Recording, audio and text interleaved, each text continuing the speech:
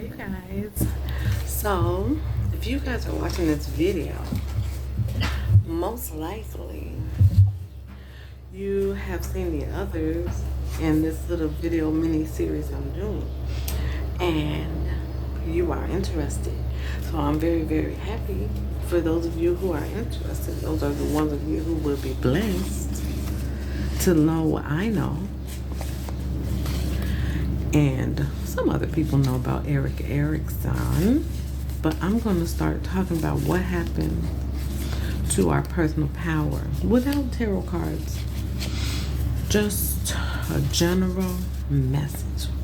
What happens to our personal power? What happens to it? Where is it? Why are you isolated, depressed, and stuck on stupid? Why? When everybody else out there in the world is living happy and they seem to be healthy, even the narcissists. All right, so let's try to see the view. All right, so thank you, God, for the collective that I have watching this video so far, and thank you, God, for the message that you gave me. Thank you for Erik Erikson in this teaching that we're about to do. I'm going to tweak it and twerk it a little bit, but I really believe scholars like Erik Erikson, writers like Shakespeare, the greatest creators, I really feel like they really tap into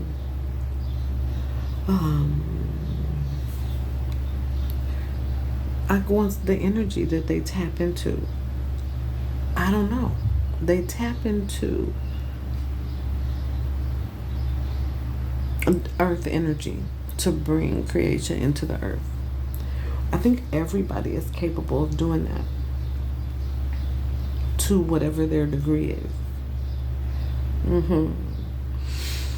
So when you talk about being despondent, in despair, depressed, isolated, or just generally stuck, frozen, and scared to move forward into your destiny, it's because you're tapped into the vibration of chaos and fear. Those vibrations, those vibrational energies in the universe, that is in Genesis chapter 1, when God talks about verse 1. Moses talks about what happened during the dawn of creation. He said that in the beginning, God created the heaven and the earth, right? To my knowledge, the darkness. So in the beginning, God created heaven and earth, and great darkness was on the face of the deep. That is the word of the Bible. That's the King James Version, right? I believe there was a lot more to it than what Moses was saying.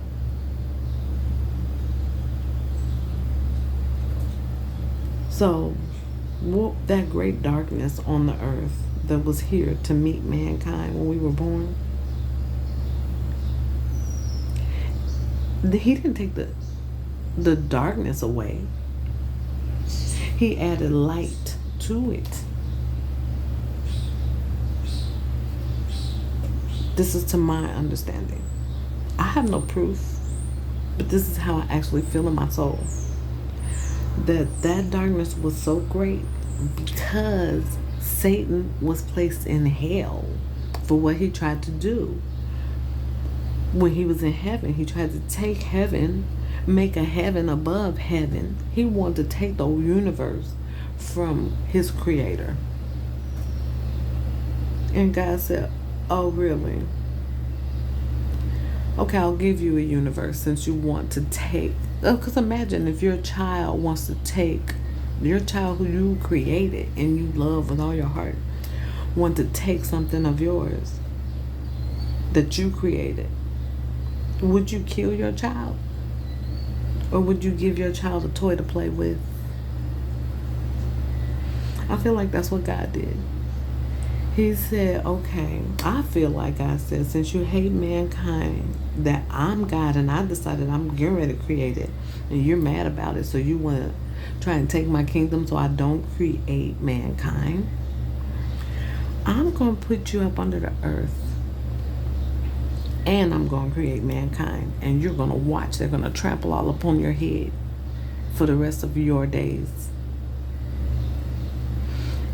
And he said, you go ahead and try to possess them if you want. I have faith in mankind. I have faith in them. I'm going to give them a purpose to fulfill on the earth. And you can try to keep them from doing it if you want by working your darkness. I feel like that. I honestly feel like that. Right? And is Satan a good hard worker, or is he a punk? He's definitely not a punk. He is a good hard worker. He created so much darkness on the earth before man was even created that God looked down like, oh my goodness, what the hell is that? It's dark. Wow, you're a good creator, Satan. I created you good. Right? He said, but let the games continue. So he said, okay, I can never win that way. I'm going to have to give them light. That's how I feel. That's how I feel why so many people, especially in the United States, I don't know about other countries, but that's how I feel. So for this video, we're going to talk about Erik Erikson. I love it. I feel like God inspired this man in his ages and stages of development. There's only 8. We will go through them all right now. I will try. And this is how you lose your personal power. Because, so remember, you're a cherubim, a teeny weeny precious perfection coming into this universe at 0 years old into a family that already has been in existence forever. You know, bloodlines. There's no new bloodline. Everybody came from Adam and Eve. If you believe in the word of God. Maybe if you don't, let's just act like this is a story, okay? So you got these people already in this dark, dark world.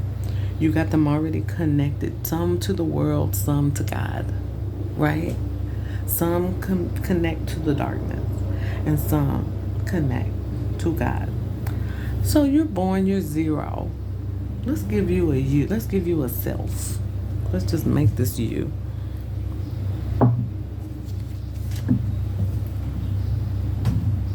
Oh, that looks so bright and pretty.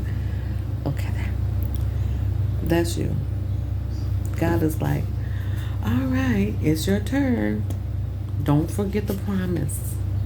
You have a purpose. Here's enough life force energy for you to fulfill it. I know what family I'm going to place you in. Matter of fact, you can pick this, that, or this. Which one do you want? What family do you want to be born to? And so then you choose. And then you're like, oh, okay, bye, God, and I'll see you at the end of a lifetime. Boom. And then the first thing that happens is the doctor smacks you on your ass and you start to cry for the first time, feeling pain. That's how I feel. Right? Erik Erikson says that between 0 and a year and a half, you learn to trust the family that you were given to. I mean, you learn, trust the family. And that's everything you know about trust. It's from what you learn from your family. I wrote a couple notes. Feeding leads to hopefulness. So if your family feeds you regularly in a nice, healthy way and makes you feel good and safe about your food and the way you're being fed, and then say, for example, the family's like, we're going to pray every day, family, for the food that we were provided by God. And I want to graciously feed you with it. I want you to make sure that you do nothing more, nothing less than enjoy it wholeheartedly. And let this be the sustenance for your body, my child, so that you can maintain a sense of wholeness and purpose in this universe. You must be fed. I want to feed you, right? If that happens, you trust people will meet your needs. You become a trusting person. But if the parents like, they don't need good food, give them a hot dog. They don't need that. Give me the T-bone. No, they eat hot dogs. We can't afford enough T-bones for everybody, so I'm getting the good stuff and they get the hot dogs, versus everybody get a hot dog and cut the T-bone steak into how many pieces, to give you a sense of trust or hope or mistrust or knowing that your needs will not get met if it's a steak that you want, right? This is how we learn trust. And I'm not saying any of this for you to disrespect or dishonor your provider. I'm just saying this so that you can understand your provider and yourself, your need for trust or your degree of mistrust. Period. Then you grow up a little bit, and now it's time for you to get potty trained. This is Erik Erikson, right? So, well, we're always talking about autonomy versus shame and doubt. So, at this age in development, your willpower to assert yourself is developed. Imagine if you have parents who used to be slaves and they were taught that if you assert yourself, you might die. If you express yourself,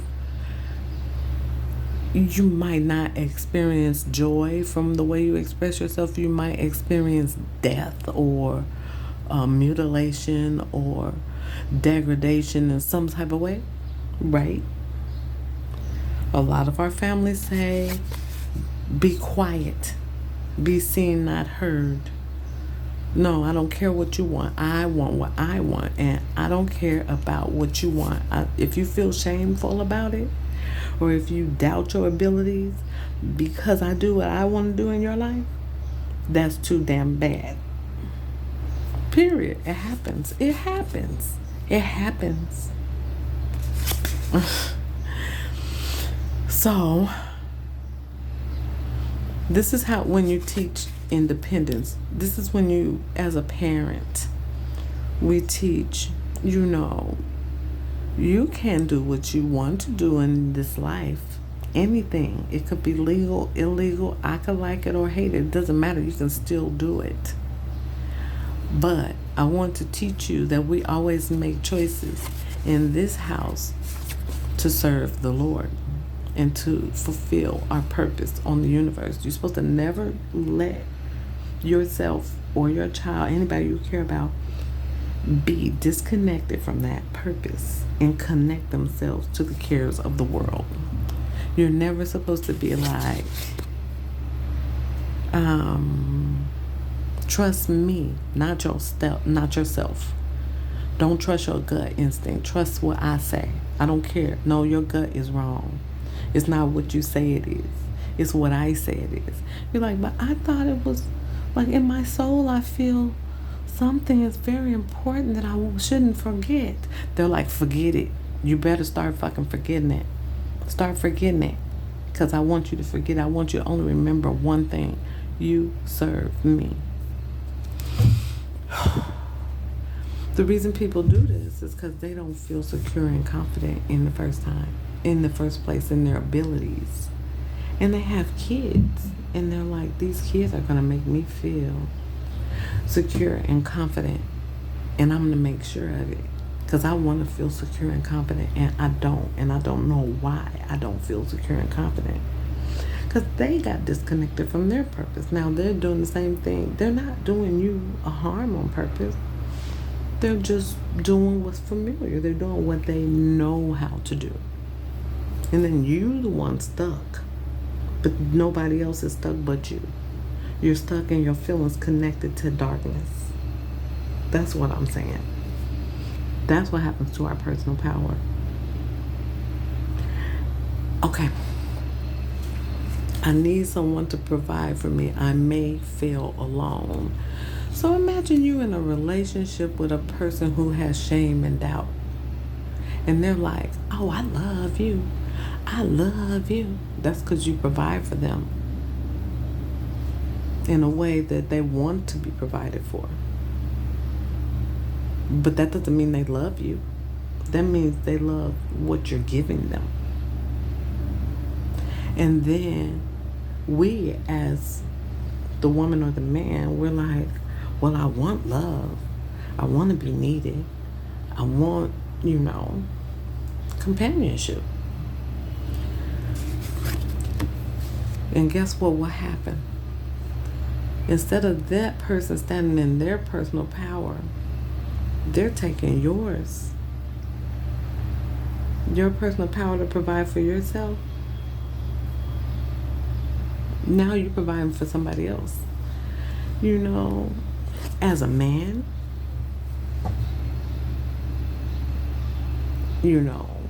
that dynamic, that man provides and woman nurtures dynamic, that's established for a reason.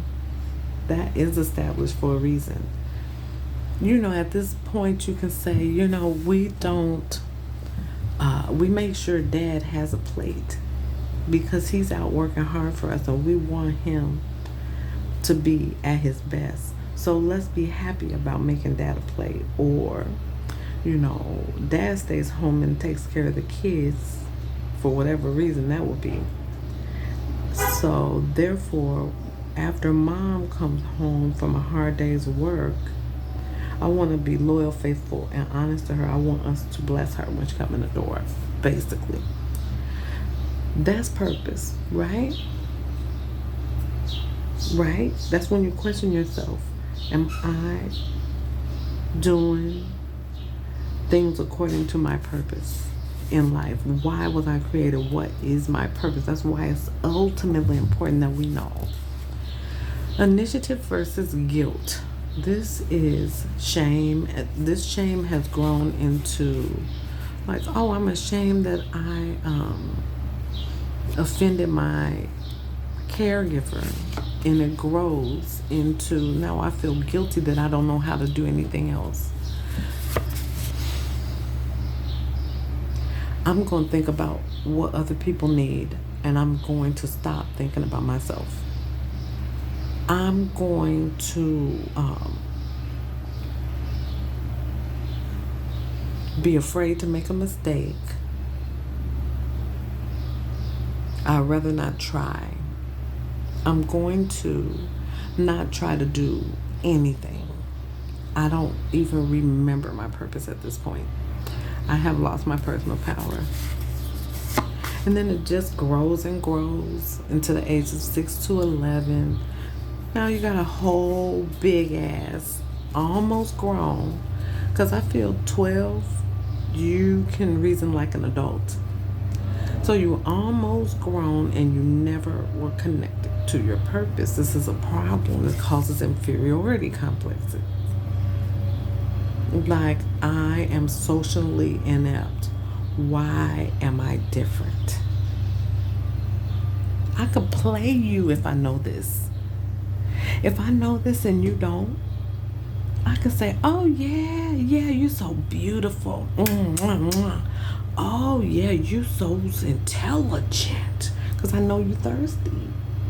I'll be like, oh, yes, you are everything. Come here, let me do things to you that make you feel real good.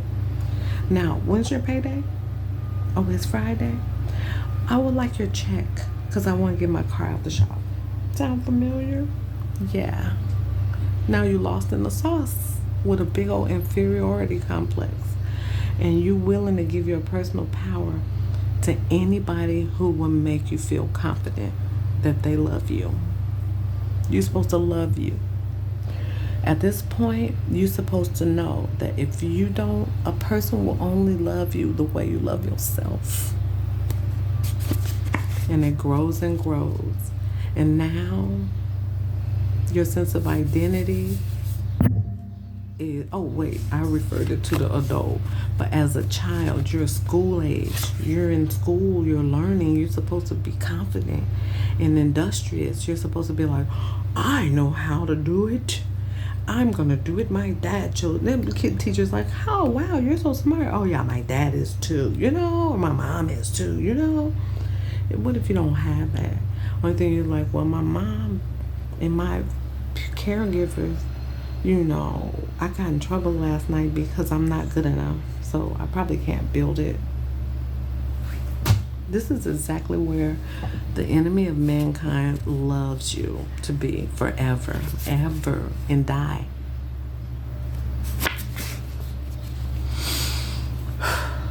Role confusion. 12 years old to 18 years old. Now you're like, okay, there's a group over here that says if I link up with them, that they're going to accept me as I am. Confused as I am, without purpose. I don't need purpose to be a part of the druggy group. I don't need the purpose to be part of the people who have sex at a young age group with male versus male or male and female. Doesn't matter. Female. It doesn't matter. You just confusing your role because you're disconnected from your purpose. And now you have an identity crisis. And you even have a body image problem. Like you don't even feel good in your skin. You like, ugh. I don't have an identity. Whatever. Then you get to be 18 to 40 years old. And this is where we start isolating ourselves because of intimacy. We tried to get the love and purpose ourselves to love now. But that's ego love. That's not authentic agape love, which is the love of God. That will get you emotionally entangled and hurt and further away from your purpose. Till you're like, I'm going to isolate because I know I'm not going to hurt me. Right? Then you can stay in this for years, forever. And then you find somebody to give you a little bit of attention for a couple of years. You engage with them. You break up with them. And now you back like, oh, it happened again. Cycle after cycle. Well, for me, it's woe is me. I'm a Libra, so I'm the victim. But you got to remember, these people also can be victims, because when that man comes to you and says, finally somebody to take care of my needs, he is coming from an authentic place. And he's like, oh, you're not going to take care of my needs? Oh, then F you then, because something wrong with you. You. And they're like, nothing wrong with me. There's something wrong with you. Right? It happens. And that's what happens to our personal power. Now we're coming towards the end of our life, if you live to be 40, because some people don't. It's where you want to generate something versus this stagnation. First, of course, you're going to be stagnant because you were created for a purpose and you don't know what it is anymore. So now you're stagnant, trying to be happy in whatever situation you're in. That's what happens. It's true. Shallow involvements, disconnected, uninvolved, versus being useful and accomplished, which is the goal.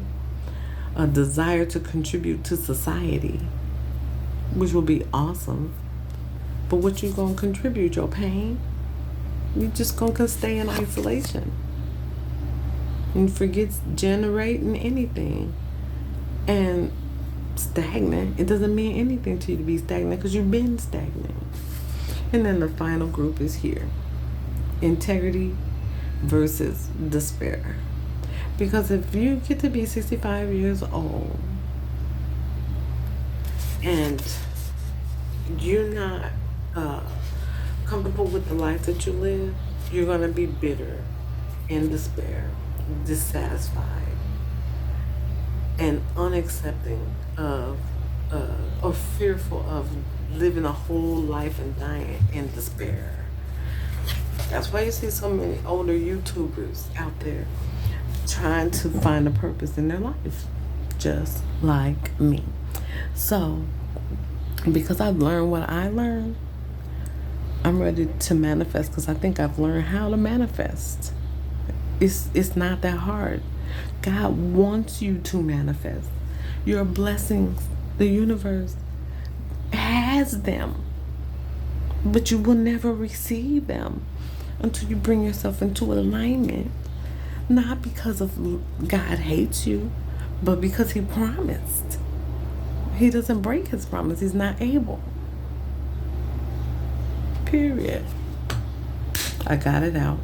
I feel like I really got it out.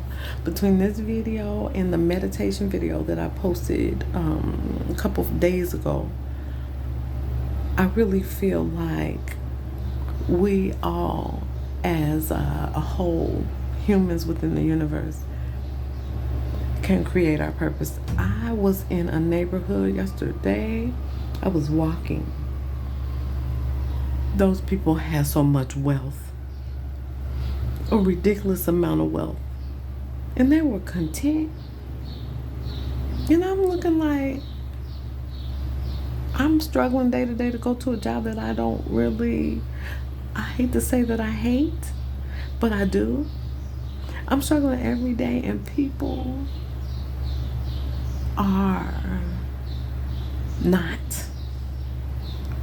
I'm enjoying the group with the people who are not. But at the same time, the Bible does say it's harder for a rich man to get into heaven than it is for a camel to get through the eye of a needle.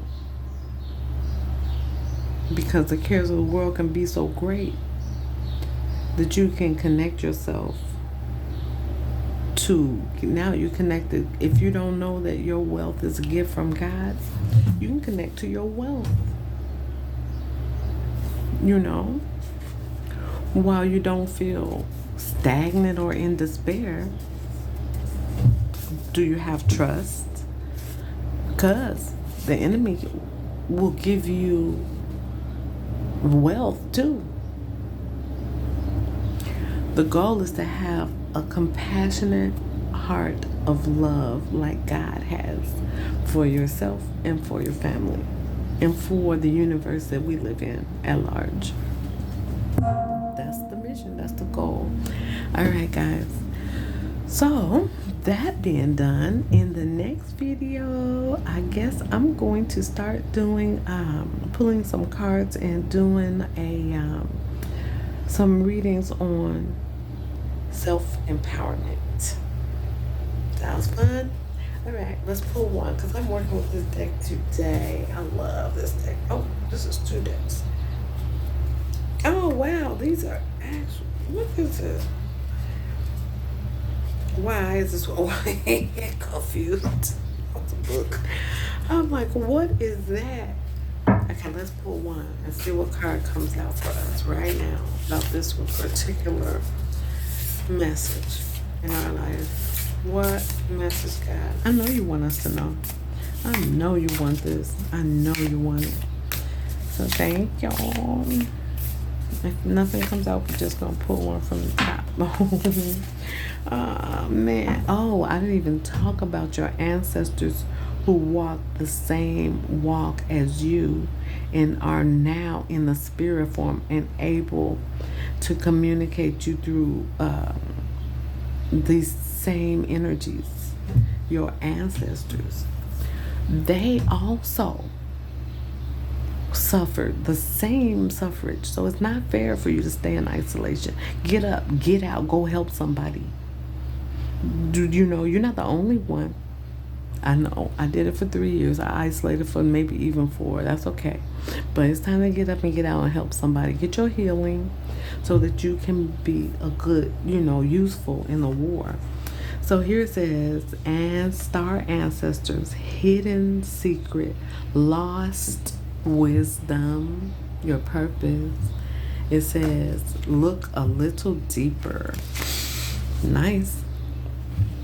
Star ancestors. They knew much more than we do about our connection to the stars. It's talking about the stars, the pyramids, the temples, the places of worship, created in precise alignment. See, this is manifestation.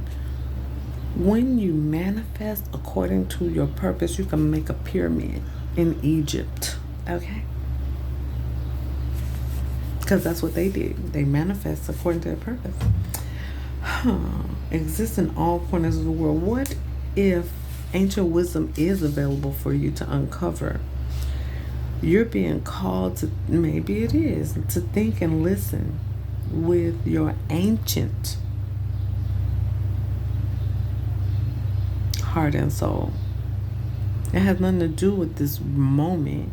It has to do with ancient wisdom. When the world was established, God knew who you were, what walk you will walk, and what He wants us to overcome and produce.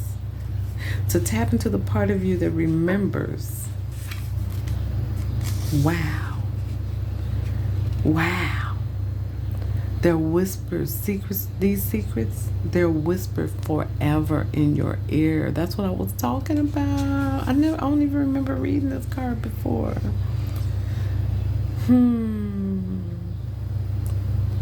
All potent power pumps through your veins. So if you're hopeless, it's because you're connected to the lie. You're being invited to step into your ancient knowingness, to be held by the rememberings of the star ancestors. Look a little deeper. If you're feeling stuck, do something different. Change your point of view. Create. It happens when you put together two things that don't belong. Why? Like light and darkness. Or maybe, I don't know, whatever it is for you. So create.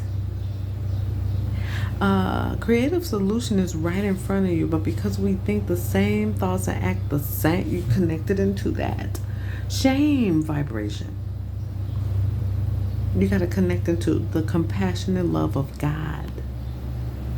Period, boo. You're here to remember. Technology and wisdom that are so needed on the planet right now to unlock your soul's memories of a time when we lived in harmony on earth. One day we will again. I'm ready to remember ancient mysteries and secrets from deep within. Go and do your little meditation, you guys. So I did a meditation video, and I really think this will be an awesome meditation to go with that video. I'm ready to remember ancient mysteries and secrets from deep within. God is going to have you overcome all of your lower vibrational energies before all that can happen. He will help you, and it can happen fast. Thank you. I'll see you in the next video.